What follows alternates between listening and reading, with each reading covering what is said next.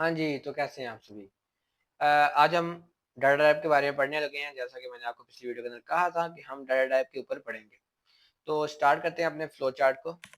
Flow chart को start किया और वेरिएबल हमने डिक्लेयर किया।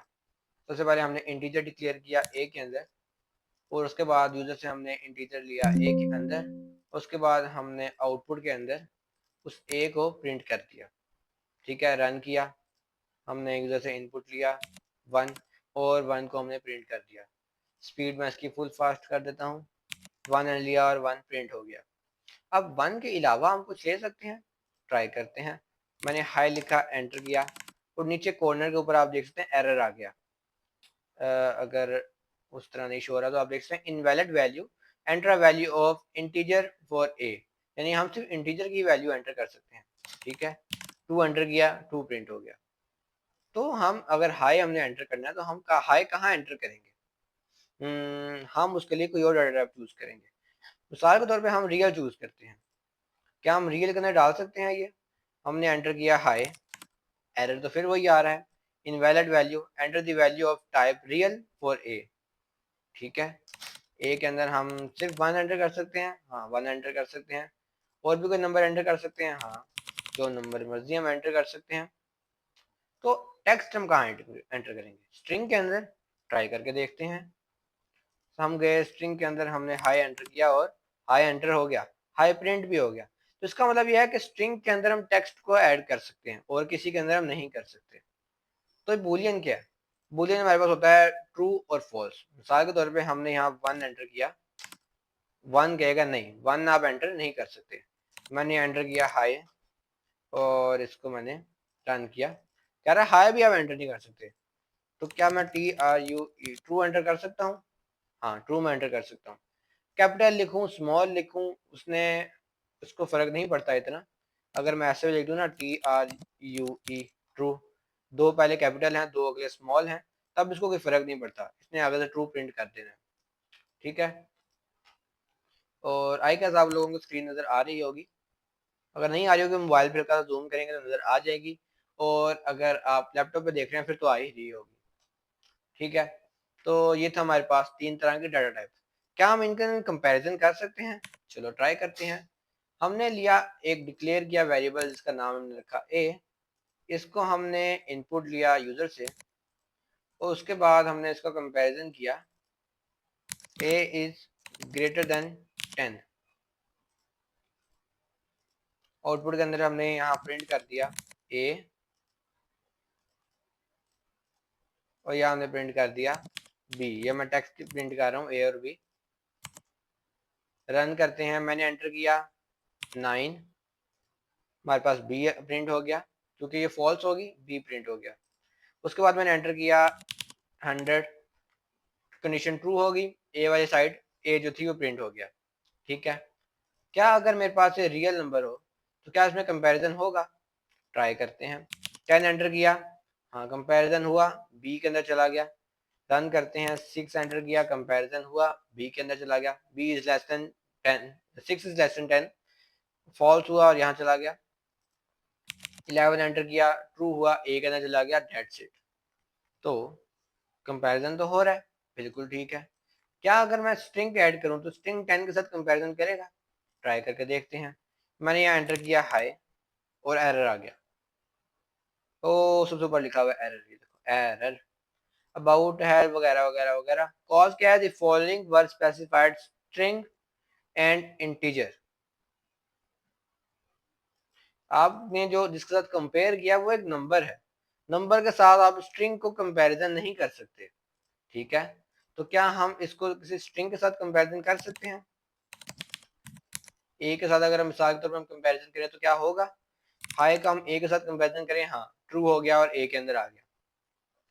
ठीक है, तो कंपैरिजन तो हो रहा है, स्ट्रिंग का स्ट्रिंग के साथ कंपैरिजन तो हो रहा है। एक चीज हम ट्राई करते हैं। मिसाल के तौर पे हमने यहाँ लिखा है ए, कैपिटल ए।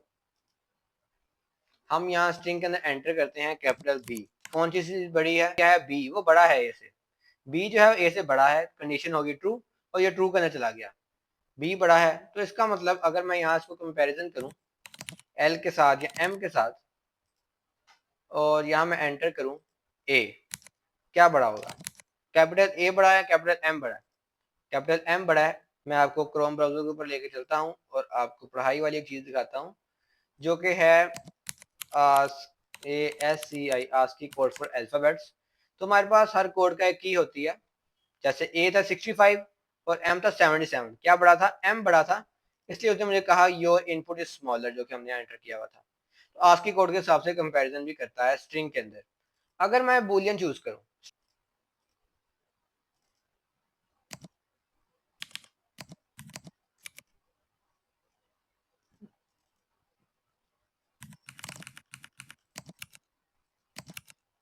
ठीक है, मैंने यहाँ बूलियन एंटर किया है, बूलियन यानी कि ट्रू और फॉल्स। अगर हमारे पास, हम यहाँ सिंपल जो ए है वो दे सकते हैं, ट्रू और फॉल्स वाला।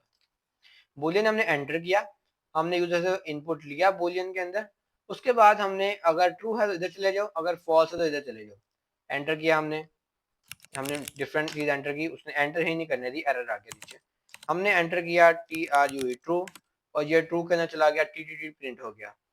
उसके बाद हमने फॉल्स लिखा, FALSE फॉल्स, तो हमारे पास ये फॉल्स के अंदर चला गया और FFF प्रिंट हो गया।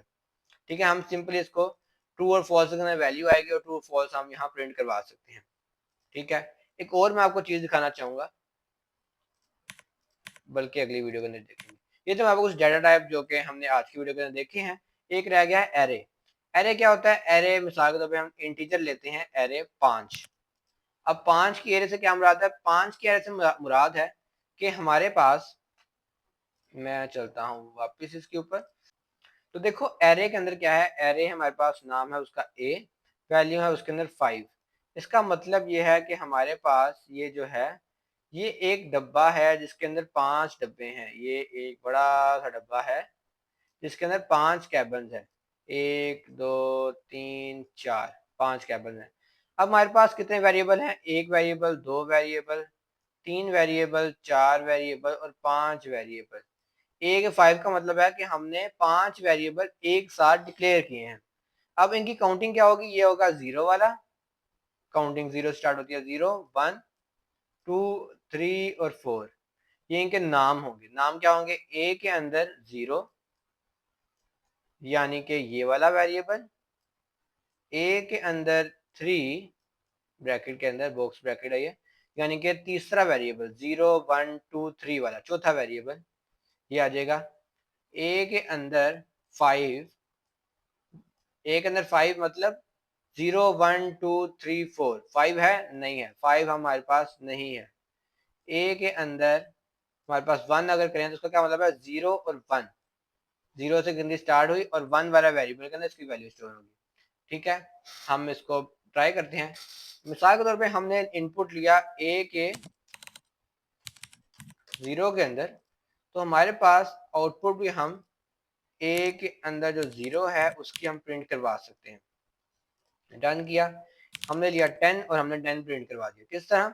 5 वेरिएबल ए के नाम से हमने क्रिएट किए, A0 A1 A2 A3 A4, ये 5 वेरिएबल है। A0 A1 A2 A3 A4, ये 5 वेरिएबल है। A0 के अंदर हमने वैल्यू स्टोर करवाई, उसको प्रिंट करवा दिया। हम A4 तक इसको करवा सकते हैं, यानी कि 0 1 2 3 4 तक। ठीक है, अगर हम इसको अब रन करें, सेम वही जो भाई हमने एंटर किया वो प्रिंट होके आ जाएगा। लेकिन अगर हम A5 को ट्राई करें, A5 जो कि हमारे पास है ही नहीं, टोटल 5 है लेकिन पांचवा वेरिएबल नहीं, A5 नहीं, A4 तक है। रन किया तो हमारे पास इधर ही पूछा, हमने एंटर किया और एरर आ गया।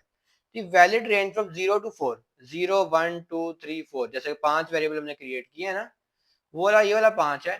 हमने जो 5 क्रिएट किए हैं तो यही है कि हमारे पास 5 वेरिएबल हैं, 0 1 2 3 4, और 5 वाला वेरिएबल हमारे पास नहीं है, तो इसलिए हमारे पास ये चल नहीं गया। इसी तरह हमारे पास स्ट्रिंग की एरे भी हो सकती है, रियल नंबर की भी एरे हो सकती है। रियल नंबर और इंटीजर का डिफरेंस जो है वो रह गया, उसको भी हम देखते हैं। डिक्लेयर किया हमने एक इंटीजर ए, इस ए के अंदर हमने असाइन किया क्या? 2/3, बल्कि 7/3,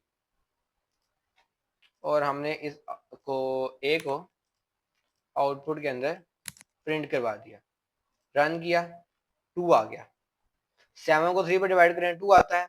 नहीं, 2.3333 आता है। तो स्टोर क्यों नहीं हुआ? क्योंकि हम यूज कर रहे हैं इंटीजर का, उसके अंदर इंटीजर के अंदर पॉइंट्स नहीं आते। अगर हम रियल के ऊपर जाएं तो हमारे पास पॉइंट्स आएंगे 23333। कई दफा हम अगर कोई कैलकुलेशन कर रहे हैं मैथ की, एरिया, स्क्वायर, पावर वगैरह की, तो हम वहाँ रियल लेते हैं।